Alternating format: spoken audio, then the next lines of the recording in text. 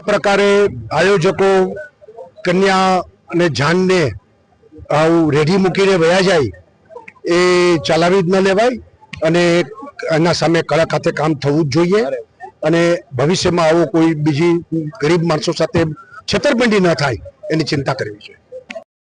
સમૂહ લગ્નના આયોજકો સમૂહ લગ્નનું આયોજન કરી દાતાઓ પાસેથી લાખો રૂપિયા ખંખેરી કન્યા અને જાનને રેડી મૂકીને જતા રહે તે સહેજ પણ ચલાવી ન લેવાય।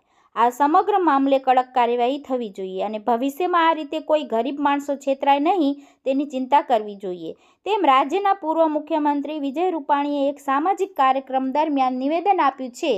મહત્વનું છે કે રાજકોટના રેલનગરમાં મેરીખોડ એપાર્ટમેન્ટ પાસે ઋષિવંશી સમાજ દ્વારા આયોજિત સર્વજ્ઞાતિ સમૂહ લગ્નમાં આયોજકો જ રફુચક્કર થઈ જતા વરઘોડિયા રજડી પડ્યા હતા અને કેટલીક કન્યાઓ તો રડી પડી હતી। જે બાદ આ સમગ્ર મામલામાં સંડોવાયેલા 4 લોકોની પોલીસે ધરપકડ પણ કરી હતી અને બાદમાં તેમને જામીન પણ મળી ગયા હતા।